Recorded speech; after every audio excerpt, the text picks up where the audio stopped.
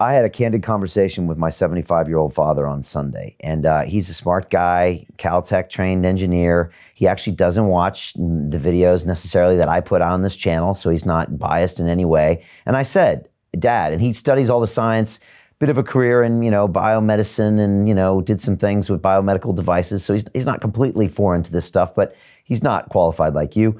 I said, Dad, are you going to take a vaccine if they give it to you? And he paused long and hard, and he said, probably not. And he's the kind of guy I would think that would.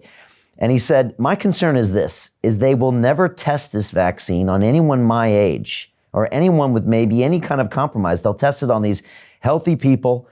And he said, I'm very worried about that. And then I mentioned what Bobby Kennedy said. He said, at the max, it's going to be 40% effective on the max. And what it probably is going to have is all these other issues, side effects, mercuries, all these other dangerous, agents in there. And for a guy that I thought was going to be corralled right into the vax movement, he was like, nope, I think I'm just going to be staying at home. And I was surprised by that reaction. What do you think of a reaction like that?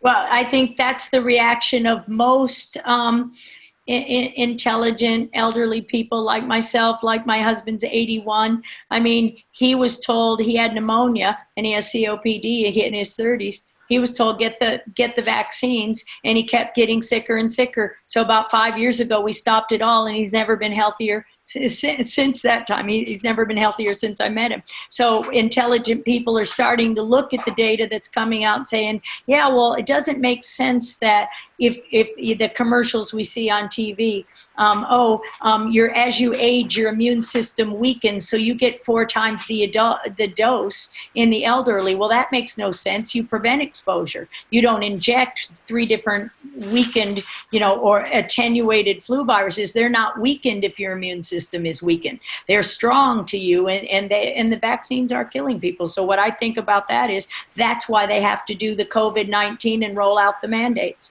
It's like, and roll out. That's why the big push right now, you're not getting back out of your house until you get that flu vaccination.